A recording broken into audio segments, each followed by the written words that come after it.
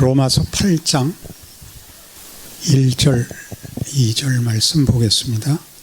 그러므로 이제 그리스도 예수 안에 있는 자에게는 결코 정죄함이 없나니 이는 그리스도 예수 안에 있는 생명의 성령의 법이 죄와 사망의 법에서 너를 해방하였습니다. 로마서 8장에는 여러 가지 위로와 격려가 나오는데 이 시작부터 생명과 성령의 법이 죄와 사망의 법에서 너를 해방하였다. 또 성령께서 말할 수 없는 탄식으로 우리를 위하여 간구하신다. 또 하나님을 사랑하는 자, 곧 그 뜻대로 부르심을 입은 자들에게는 모든 것이 합력하여 선을 이룬다. 또 하나님이 우리를 위하시면 누가 우리를 대적하겠는가? 사망이나 생명이나 천사들이나 높음이나 깊음이나 다른 아무 무엇이라도 우리 주 그리스도 예수 안에 있는 하나님의 사랑에서 우리를 끊을 수 없다. 이런 말들은 왜 있을까요? 그러니까 이런 말이 필요한 현실을 살기 때문에 있는 겁니다.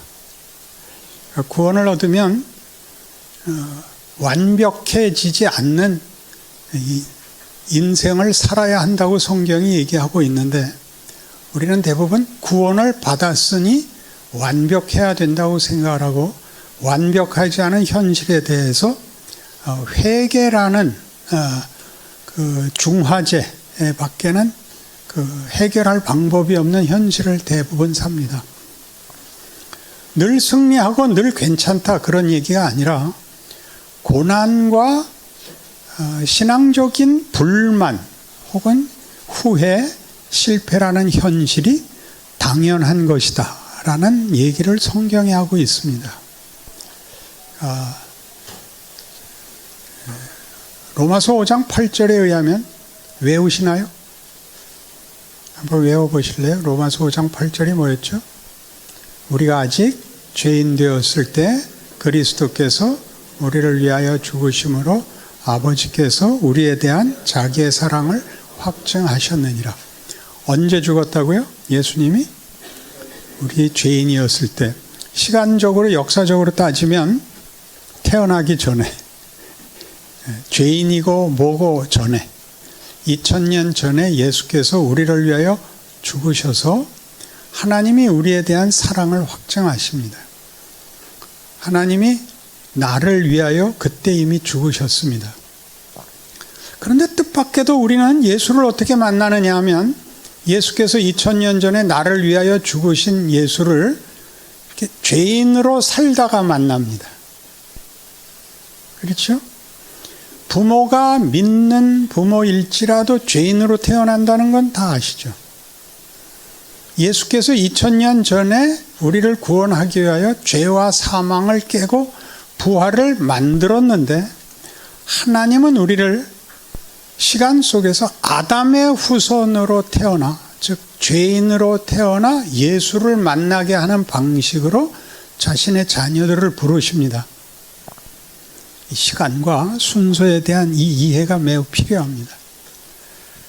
내가 예수를 믿겠다고 결심하기 전에 예수께서는 나를 위하여 죽으셨는데 나를 위하여 죽으사 준비하신, 완성하신 구원을 죄인으로 태어나 예수를 만나 내가 믿겠다고 결심하는 순서에서야 내 것을 만드십니다.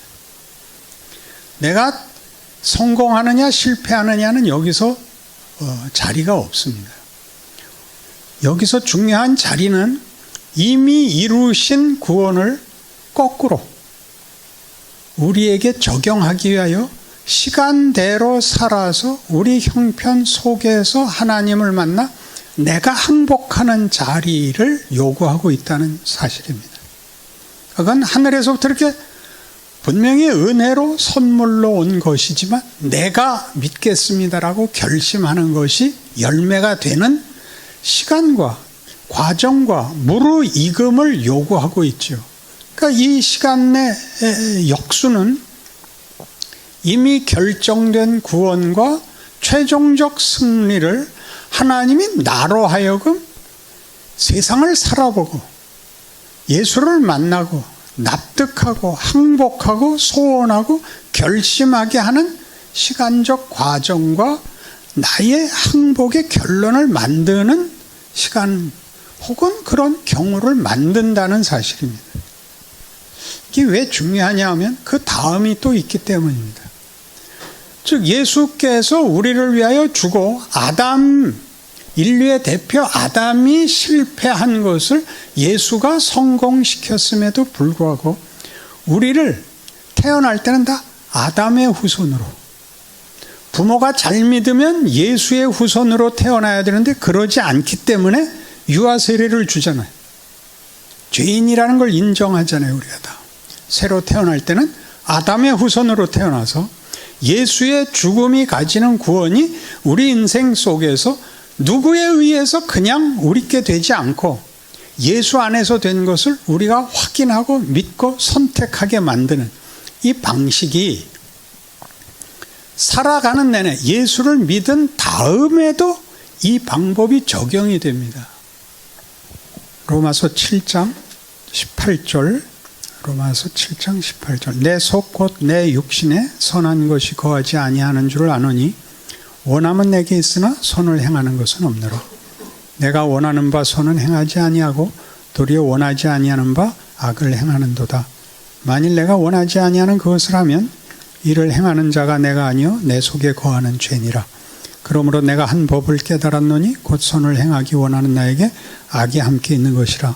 내 속 사람으로는 하나님의 법을 즐거워하되 내 지체 속에서 한 다른 법이 내 마음의 법과 싸워 내 지체 속에 있는 죄의 법으로 나를 사로잡는 것을 보는도다. 오라 나는 곤고한 사람이로다. 이 사망의 몸에서 누가 나를 건져내랴. 우리 주 예수 그리스도로 말미암아 하나님께 감사리로다. 그런즉 내 자신이 마음으로는 하나님의 법을 육신으로는 죄의 법을 섬기노라. 이 비명이 뭐죠? 오라 나는 곤고한 사람이로다라는 비명은 알겠죠. 선을 원하는데 언제나 악한테 지는 믿는 사람일까요? 안 믿는 사람일까요? 왜 믿는 사람이라고 믿죠? 예? 바울이기 때문이기도 하고 우리 현실에도 나타나는데 왜 그러죠? 선을 원하고 있다는 것에서 이 사람이 믿는 자라고 우리가 당연히 생각할 수 있습니다. 세상 사람은 선을 원할 마음이 없습니다. 이해관계 외에는 없습니다. 우리만 하나님의 뜻에 맞게 살고 싶은데 안 되는 것입니다. 근데 늘 누가 이깁니까? 죄가 이깁니다. 이게 말이 안 되잖아요. 그래서 이제 예수가 등장하는데 오라 나는 곤고한 사람이로다. 이 사망의 몸에서 누가 나를 건져내랴 라는 아우성에 그러므로 내가 우리 주 예수 그리스도로 말미암아 하나님 아버지께 감사하노니 뭘 감사해요? 이제는 예수로 말미암아 내가 죄를 이기노라 그래야 되는데 아직도 마음으로는 주의 법을, 육체로는 죄의 법을 섬기노라라는 갈등이 해소되어 있지 않단 말이에요. 이게 신앙생활의 현실이에요. 그러니까 죄에 대한 이해를 우리가 성경적으로 좀 더 깊게, 해결 방법도 더 깊게 나가야 돼요. 우리 주 예수 그리스도로 말미암아 하나님 앞에 감사하리로다 그랬으면 앞에 있는 갈등이 뭐 해결이 됐어야 되는데 해결되어 있지 않다고요. 마음으로는 하나님의 법을 즐거워하는데 육신으로는 죄의 법을 아직도 섬기고 있어요. 그리고 8장 1절이 떨어지는 거예요. 그러므로 그리스도 예수 안에 있는 자들에게는 결코 정죄함이 없나니 이는 생명의 성령의 법이 죄와 사망의 법에서 너를 해방하였습니다. 이렇게 되는 겁니다. 그러니까 8장의 가치는 이 갈등을 결국은 이긴다, 이기게 되어 있다라는 얘기죠. 그럼 왜 속 시원하게 안 하고 이런 시간과 한 인생에 걸친 어떤 고뇌, 갈등, 절망, 비참한 시간들을 허락하셔서 하나님이 우리 예수 믿는 자들을 울게 만드는가? 원래 초점은 여기로 와야 되는 겁니다. 그러니 이제 다시 생각을 하죠.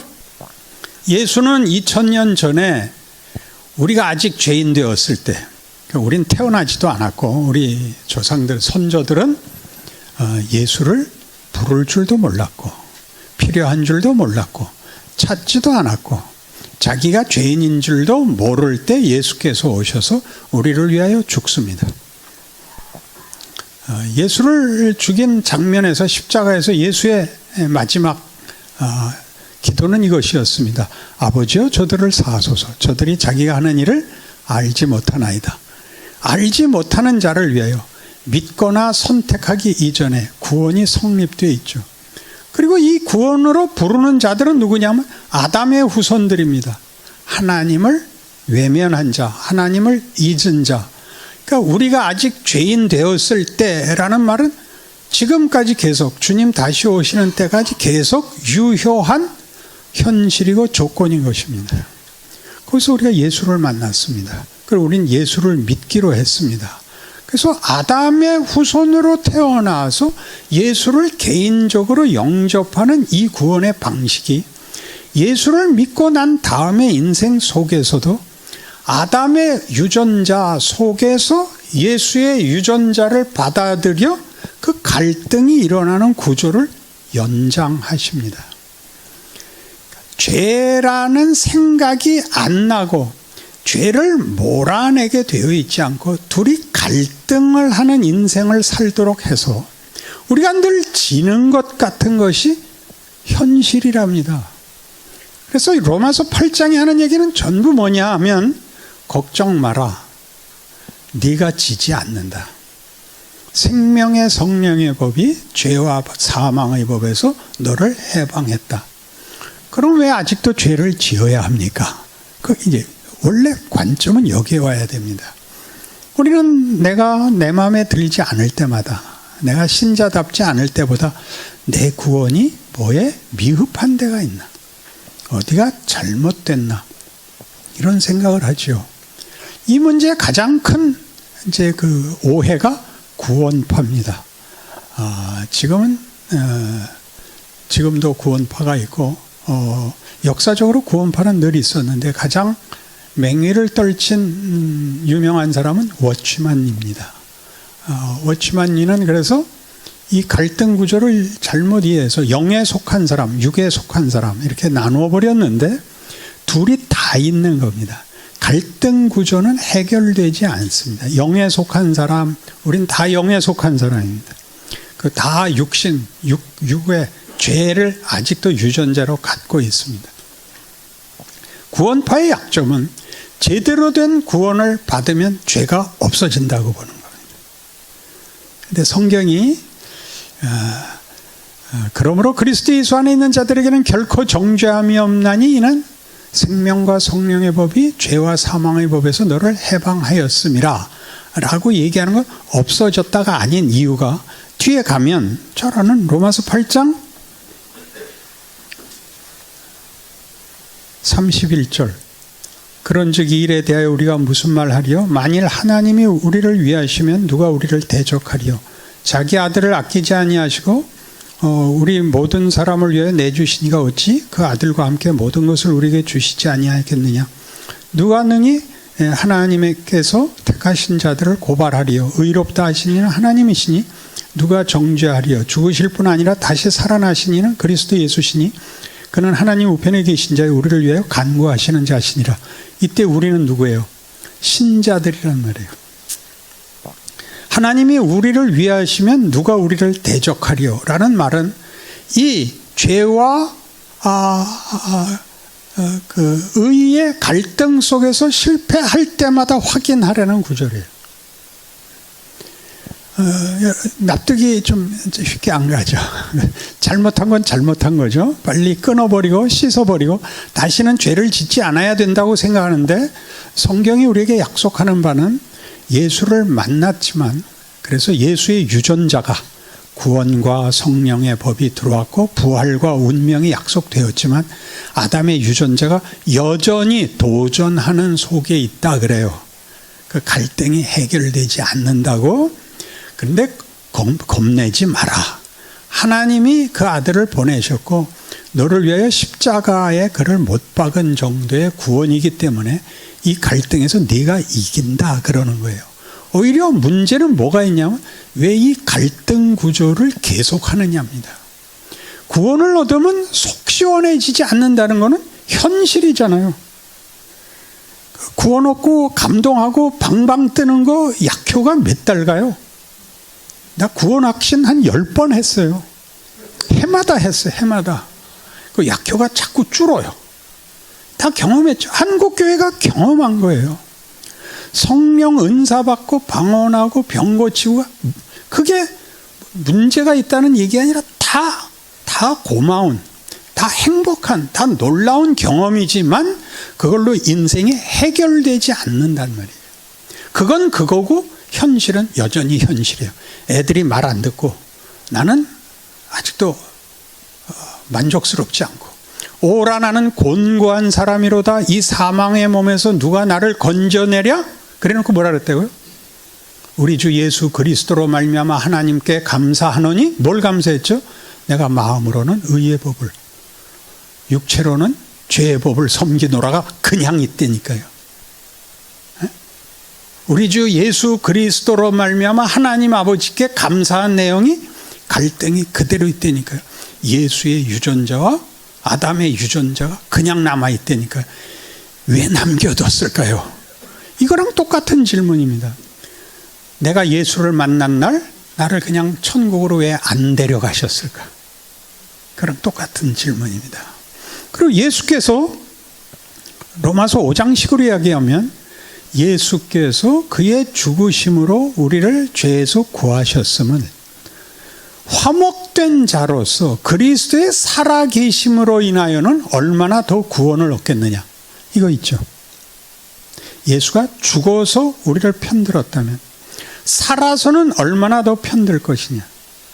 죄인이었을 때 예수가 나를 구원하기 위해 죽었다면 화목해 되고 의인이 된 지금은 얼마나 더 편을 들겠느냐. 그 예수님이 아직도 편을 들어야 되는 입장에 우리가 있단 말이죠. 그러니까 구원은 뜻밖의 죄인에서 하나님의 자녀로 부름받은 것이 운명이며 신분인 것은 사실인데, 그 부른 것을 하나님이 뭘 더 채울 것이 있다고 얘기하는 것이 구원입니다. 여길 잘못하면 다시 구원이 취소된다는 개념이 아니기 때문에, 얻은 바 구원은 취소되지 않으나 얻은 바 구원은 내용을 채울 것이 있다고 성경이 말하는 게 성화, 구원 그 이후 종말이 밀려있는 이유, 신자의 인생이 아직 남아있는 이유인 것입니다. 정확히 초점을 이해하시겠습니까? 어디가 문제인지. 우린 뭐냐? 구원을 얻었죠. 지금 죽어도 천국 갑니다. 나 어제 끔찍한 죄를 졌는데 그 아무 상관없습니다. 여러분의 운명은 예수 안에 붙잡혀 있고 그의 피와 그의 십자가가 무효될 수 없습니다. 그럼 왜 살아서 이 고생을, 이 한탄을 해야 됩니까? 내가 지금 너를 무슨 내용을 만들고 있다는 겁니다. 그 만들고 있는 것은 한두 시간에 다 할 수 없고 하여튼 굉장한 겁니다. 가장 중요한 것은 하나님이 우리에게 책임을 요구합니다. 책임이라는 것은 자발성을 가지기를 원합니다. 기계적으로 그리고 단순하게 죄를 안 짓는 존재가 되는 것이 아니라 죄와의 전쟁에서 죄를 이기는 자가 되기를 바라십니다. 실력으로. 그러니까 이걸 틀리면 구원이 취소되는 과정에 있지 않다라는 걸 분명히 해야 됩니다. 우리는 학교에 들어간 겁니다. 학교에 들어가면 뭘 해야 됩니까? 공부를 해야 됩니다. 근데 들어가고 싶은 학교에 붙여줬더니 합격증서만 들고 돌아다니는 꼴이 된 겁니다. 합격증서만 들고 돌아다니지 말고 학교에서 공부를 하십시오. 그럼 공부를 하다 보면 문득 무슨 생각이 드냐 하면, 이럴 줄 알았으면 학교에 괜히 왔다, 그런 생각이 든단 말이죠. 학교 안 다니는 게 더 나아 보이고, 그렇잖아요. 학교에 갔더니 숙제도 있죠. 등수도 매기죠. 꾸중도 듣고 매도 맞고, 뭐 때문에 내가 사소 고생을 하나. 꼭 구원이 그렇습니다. 구원을 하여 하나님의 자녀로 우리를 부르시면 하나님의 자녀로 출생을 합니다. 그 출생이 자라고 채워지고 영광되도록 우리에게 신자의 인생을 요구하십니다. 거기서 우리를 훈련시키는 가장 큰 어떤 경쟁자, 도전이 이 죄입니다. 죄란 우리에게는 굉장히 소극적이고 부정적으로 되어 있어서 거짓말을 안 한다, 욕심을 안 부린다, 교만하지 않는다, 이런 것들이 우리에게 신앙의 가장 높은 기준이 되어 있습니다. 뭘 안 하는 것. 정직이란 거짓말하지 않는 것이 아니라 거짓말을 안 하는 건 마이너스를 안 하는 제로에 불과한 것이고, 정직은 플러스로 뭘 더해야 되는 겁니다. 정직은 뭘까요? 정직은 이런 겁니다. 사람을 만나면 반가워하는 것, 상대방을 존중하는 것, 예의를 갖추는 것, 이해하는 것, 용서하는 것. 이게 정직의 긍정적인 겁니다. 왜 존중해야 되는가? 하나님이 저 사람의 영혼도 대접하신다를 아는 행위, 그런 안목, 그런 품성, 이런 것들이 하나님이 우리에게 만들고 싶어 하는 것인데 우린 안 한 거죠. 안 한 거는 부정적이고 소극적인 기준이지, 나를 만들어서 긍정적으로 하려는 훌륭하고 위대하고 속 깊고 명예롭고 영광으로 가는 쪽으로는 우리에게 기대 자체와 목록 자체가 없다고요. 그러니까 매일의 싸움은 뭐냐면 내가 뭘 잘못했냐가 아니라 하루마다의 도전과 상황에서 이런 긍정적인 신자의 반응을 보였느냐, 그걸 할 수 있느냐예요. 그렇게 하면 세상에서는 이상한 대접 받을 거예요. 우리가 겸손하고 우리가 용서하면 우리를 아주 먹던 껌같이 여길 거예요.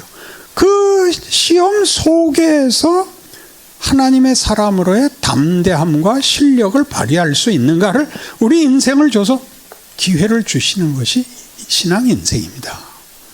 그러니까 이게 소극적인 기준에 머무르면 자기를 확인하는 방법이 비난밖에 없어요.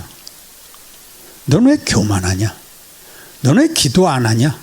이렇게 얘기함으로써 상대적으로 자기를 만족시키는 방법밖에 없고, 긍정적인 이런 목록과 방향과 이런 이해를 갖지 못하면, 말하자면 그런 때 웃어야 되는 거예요. 누가 와서 나 요새 이상하게 일이 안 풀리고 자식들이 말을 안 들으면, 제가 쭉 다닌 교회에서는 보통 다 이렇게 돼요. 내가 너 새벽 기도 안 나올 때부터 그럴 줄 알았다. 그래서 교회엔 신앙 좋은 사람이 제일 겁났어요. 금식 기도원 갔다 오면 무서워지고 그랬어요. 그런 말을 하면, 야, 얼마나 고생이 많으냐. 오늘은 내가 밥 살게. 이런 게 신앙이 발전하는 거예요. 하나님의 은혜를 끼치도록 시간을 끌어주고 편을 들어주는 것이 신자가 이 세상에서 빛이고 소금이고 십자가고 은혜고 하나님의 찾아오시는 능력이고, 그런 것들, 이런 적극적인 것으로 자신의 생애를 발휘하지도 이런 목록도 갖고 있지 못했단 말이에요. 그래서 늘 내가 지난 한 주간 동안도 죄만 짓다 왔습니다라는 회개기도 좀 그만하고, 그건 이미 일어난 일이니까 내가 이번 주는 그렇게 안 살겠습니다, 그렇게 자꾸 해야죠. 죄 안 짓는 사람 말고 할 수 있는 걸 하라고요. 로마서 12장에서 이렇게 소개돼요. 얼마나 정확한가 보세요, 성경이. 로마서 12장 1절. 그러므로 형제들아, 내가 하나님의 모든 자비하심으로 너희를 권하노니 너희 몸을 하나님의 기뻐하시는 거룩한 산제물로 드리라. 이는 너희가 드릴 영적 예물이니라. 그러니까 마음속에 무슨 기대 속에 있는 게 아니라 그날 여러분이 어떻게 반응하느냐가 여러분 실력이에요. 기도하고 있는데 옆에서 떠들어서 하나님 잠깐만 기다리세요. 야, 이 새끼들아, 기도하는 거 안 보여? 이거 하지 말고. 그러지 말라고요. 하나님, 오늘은 시끄러우니까 여기까지만 하겠습니다. 그리고 대화에 참여하세요. 해야 되는 거예요. 내가 얼마나 많은 기대와 소원을 갖고 있느냐가 아니라 여러분이 어디까지 할 수 있느냐의 문제인데, 그걸 어디를 끌고 가느냐 하면 14절. 너희를 박해하는 자를 축복하라. 축복하고 저주하지 말라. 즐거워하는 자들과 함께 즐거워하고 우는 자들과 함께 울라. 서로 마음을 같이 하며 높은 데 마음을 두지 말고 도리어 낮은 데 처하며 스스로 지혜 있는 채 하지 말라. 아무에게도 악을 악으로 갚지 말고 모든 사람 앞에 선한 일을 도모하라. 할 수 있거든 너희로서는 모든 사람으로더러 화목하라. 내 사랑하는 자들아, 너희가 친히 원수를 갚지 말고 하나님의 진노하심을 맡기라. 기록되었을 때 원수 갚는 것이 내게 있으니 내가 갚으리라고 주께서 말씀하니라. 네 원수가 줄이거든 먹여 목마르거든 마시게 하라. 악에게 지지 말고 선으로 악을 이기라. 악에게 지지 말고 선으로 악을 이기라는, 선으로 악을 감동시키라는 얘기가 아닙니다. 악당이 악한 역할을 할 때 선한 역할은 네가 해라. 이 세상에서 악이 춤을 출 때 너는 의와 선으로 춤을 춰라. 원수가 줄이거든 먹이고 원수가 목마르거든 마셔라. 배너라는 영화 보셨죠? 옛날에는 주일학교에서 꼭 보게 했는데 요새는 필수 과목에서 빠졌나 봐요. 굉장한 영화입니다. 거기에 주인공 벤허가 상대역 메살라라는 배우랑 이제 같이 찍었는데, 메살라라는 그 역을 맡은 친구는 이제 온갖 고약한 짓을 해서 메살라를 아주 위험에 빠뜨리고 죽을 지경을 만들고 결국 베너가 복수를 해서 죽고 맙니다. 근데 아주 미운 짓을 잘하죠. 그 영화의 백미는 주인공인 베너는 별로 하는 게 없고 메살라가 다 판을 칩니다. 근데 어느 날 촬영을 하다가 메살라가 이제 촬영하는 내내 이제 밉게 놀고, 이제 여기서도 극 중에서도 밉고 모임에서도 밉게 굴었대요. 저 새끼 정말 죽여버리자 이런 분위기였는데, 오늘 찍다가 나 안 해. 나 배고파서 못해. 나 안 찍어. 그리고 대본 던지고 가더라니까 다. 저 새끼 잘라버리자. 그랬을 때 베너가 야 그러지 마라. 붙잡아다가 그랬대요. 너 배고프냐? 내가 가서 순댓국 사줄게. 네 원수가 줄이거든 먹이고 목마르거든 마시우게 하래요. 왜? 저 새끼가 있어야 영화가 되는 거예요. 이걸 혼동을 해. 한국교회가 모두가 배너가 돼야 되는 줄 알아. 아니에요. 그 새끼 역할이 제일 큰 거야. 걔가 다 하는 거야. 배너는 그냥 대사도 옳은 게 없어. 별로 아무것도 없어. 전부 몇 살 나가고 우리 모두가 저 새끼 언제 죽나 그거 보느라고 끝까지 봤는데, 그 새끼가 죽었는데 영화가 안 끝나. 그래서 우리 이게 뭔가 그랬어요. 나중에 보니까 예수님이 주인공이야. 몇 살 나를 죽였으나 가슴에 해답이 오질 않아. 예수님 처형 장면에 쫓아갔다가 그 말이 내 마음에 있던 칼을 내려놓게 했어. 아버지여 저들을 사하소서. 저들이 자기가 하는 일을 알지 못하나이다. 이렇게 끝나는 거예요. 베너는 거기가 클라이맥스야. 근데 우린 다 전차경주가 클라이맥스인 줄 알고 가서 본 거야. 우리 다 그래. 믿는 사람이니까 전차경주 같은 현실 속에서 적군을 다 쳐물리는 게, 무찌르는 게 우리의 역할이고 하나님이 우리와 함께 하시는 증거라고 생각해. 안 그래요. 그것들이 지금도 승자야. 그것들 때문에 우리가 고생을 해. 그러나 우리만 본문을 갖고 있어. 생명과 진리와 구원과 부활. 그 연장선상에 있는 것들이 뭐냐면 인내, 충성, 고난, 용서, 화해, 기도. 이게 그 연장선상에 있는 것들이에요. 여기가 우리 지금 현실이 해야 되는 일인 거예요. 이걸 해나가는데 이게 마음껏 잘 안 되죠. 나만 손해보는 것 같고. 그래서 아담의 유전자가 더 이기는 때가 많아. 이게 아니고 난 용서하고 더 이겨야 됩니다. 아는데 안 돼. 꼭 이겨야 이기냐? 진 걸로도 일을 해요. 나이가 일을 해. 나이가 들면 자기가 한 모든 실수들로 인하여 모든 걸 극복하는 경지에 오는 걸 발견해요. 그것이 하나님의 은혜예요. 잘해서 오는 것이 아니라 못해서 와. 못한 게 일을 더 많이 해. 못한 게 부끄럽고 그게 아무것도 아니라는 걸 아는 건 우리 신자밖에 없어요. 하나님의 은혜가 거기에 들어와요. 겸손은 진심을 가지고는 겸손해지지 않아요. 겸손은 어떻게 만들어지냐 하면 누구를 봐도 나보다 못나지 않았다 라는 실수를 해야만 겸손은 배우는 거예요.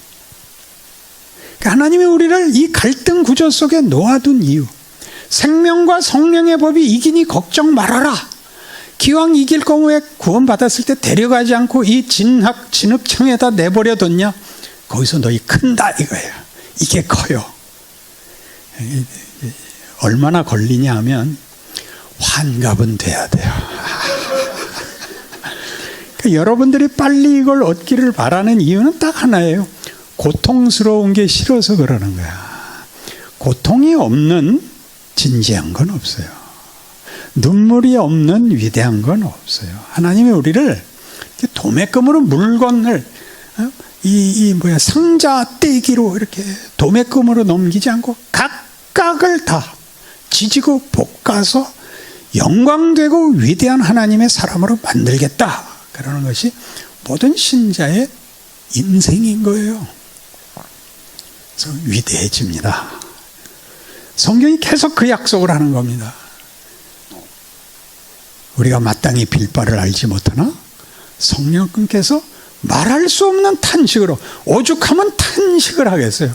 얼마나 잘못하고 있으면 성령이 기도하시고, 또 여러분 잘 아는 그 유명한 구원의 서정도 나오잖아요. 하나님이 미리 아신 자들을 또한 그 아들의 형상을 본받게 하기 위해 미리 정하셨으니 이는 그로 많은 형제 중에서 맏아들이 되게 하려 하심이라. 또 미리 정하신 그들을 또한 부르시고 부르신 그들을 또한 의롭다 하시고 의롭다 하신 그들을 또한 영화롭게 하셨느니라. 미래적인, 영화가 되는 건 미래적인 완성인데 완료형이라고요. 미래 완료. 지금도 우리에게 가지고 있는 운명, 결론이에요. 그러나 그 결론이 지금 형통하게 허락되지 않고 지금은 시험받고 넘어지고 울고 삐지고 분노하고 원망하는 시간을 준다고요. 왜? 우리 걸 만드는 거예요. 우리 걸 만드는 거예요. 내가 이겨야 되는 거예요. 내가 훌륭해져야 되는 거예요. 어떤 명목이 이기질 않아. 무슨 좋은 구호로 대신할 수 없어. 내가 그런 위대한 사람이 되어야 하는 거예요. 그래서 예수께서 지금도 하늘 보좌 우편에서 우리를 위하여 간구하고 계시는 거예요. 에? 이런 말들이 이제 살아나는 거예요. 그러니 실패하는 게 기쁘면 안 돼요. 실패하는 건 당연히 수치스럽고 가슴 아픈 일이지만 그걸로 자폭, 원망 이런 비겁한 반응을 일으키지 말고 그것이 나한테 무슨 유익이 될 것인가를 생각해요. 내 다신 이거 안 한다. 난 내 인생을 이렇게 허비하지 않겠다. 계속 그렇게 한 번 그러면 되는 사람은 없어요. 누가 나한테 이렇게 질문한 사람이 있어요. 이런지, 목사님 그 말씀 다 알겠는데 안 돼요. 그래. 다 알겠는데 안 돼요. 그래서 알면 축구에 이기냐? 일본한테는 이겨야 돼. 다 알지? 그럼 그냥 이기냐? 나가서 싸워야지. 그거 질 수 있지. 지면 귀국 못하는 거지 뭐. 공항에서 도마도 세례 받는 거지. 그 다음에 이기도록 또 노력해야지. 실력이 생겨야 돼요. 그런 존재가 되는 거예요. 그게 구호가 아니야. 알아먹으신다. 인생을 살만한 거예요. 내 거야. 내가 그렇게 되는 거야. 어떤 하루도 그냥 지나는 날이 없는 거예요. 내가 만들어지는, 내가 나를 돌아보는, 내 실력을 확인하고 또 내가 소원하는 것을 시도해 볼 수 있는 기회라 말이에요. 기회. 그렇게 생각하면 여러분들의 막막한 인생이 다만 막막한 것이 아니라 하나님이 그날을 도전하시고 그날 나를 붙잡고 있다는 걸 알게 됩니다. 이 결론을 상기시키기 위해서 대표적인 인물로 요셉을 들 수 있습니다. 시편 106편에 나오는 요셉에 관한 짧은 기사는 가장 중요한 이 두 구절에 있습니다. 한 사람을 앞서 보내셨으며 요셉이 종으로 팔렸도다. 그 발은 착고를 차고 그 몸은 쇠사슬에 매였으니 곧 여호와의 말씀이 응할 때까지라. 그 말씀이 저를 단련하였도다.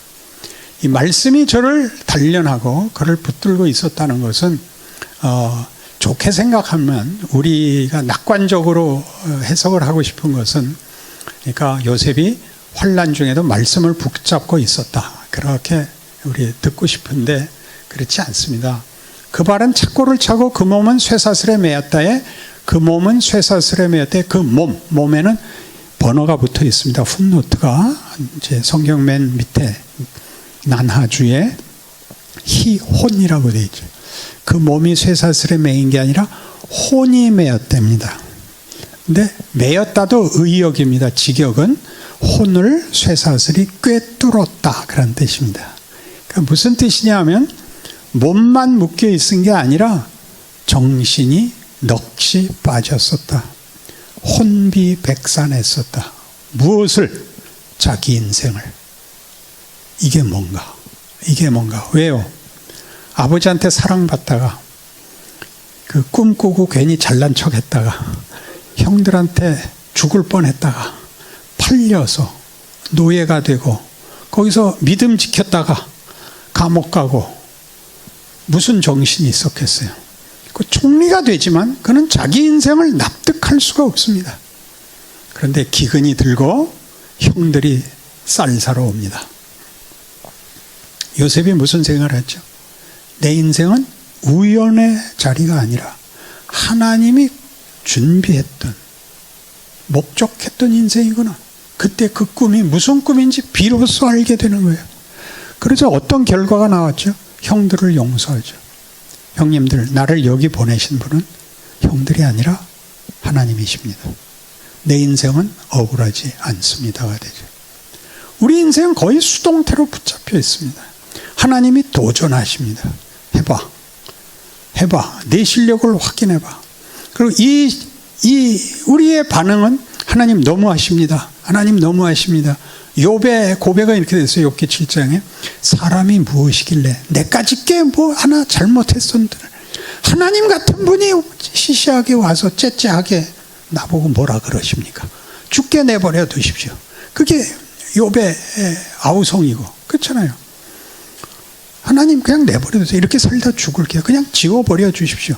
그게 우리가 하는 비명이고, 하나님은 야, 내가 그렇게 너 놔둘 거면 내가 내 아들은 왜 보냈겠냐? 그것도 하필 십자가에다 죽였겠냐? 넌 나한테 얼마나 중요한 목적인지 알아? 이렇게 얘기하는 거예요. 그게 믿음이 왔다 갔다 하는 우리의 현실이죠. 하나님은 마치 방관자 같고 야속하고 그렇게 생각하는 건 우리가 아직도 하나님이 우리에게 목적하고 우리 인생이 우리에게 하나님께서 직접 하는 도전이라는 것을 모르기 때문입니다. 알아도 물론 힘듭니다. 그러나 이제 답이 생기죠. 강한 팀을 만나면 집니다. 지면 배웁니다. 더 열심히 해야 되는구나. 그 열심히 해서 실력이 늘면 다만 기술이 느는 것이 아니라 정신과 인격과 신앙이 큽니다. 인간이라는 존재에 대하여, 인생이라는 이 기회에 대하여 안목이 생깁니다. 하나님이 우리에게 알게 하고 싶어하는, 너는 내 후사다, 내 기업을 물을 자다, 너는 내 자식이다, 이런 말들을 알아먹는 사람으로 커나가게 됩니다. 이런 분별, 이런 이해가 있다면 신앙생활은 보다 견딜만하고, 그리고 방향을 놓치지 않는 그런 인내와 극복이 있을 줄로 믿습니다.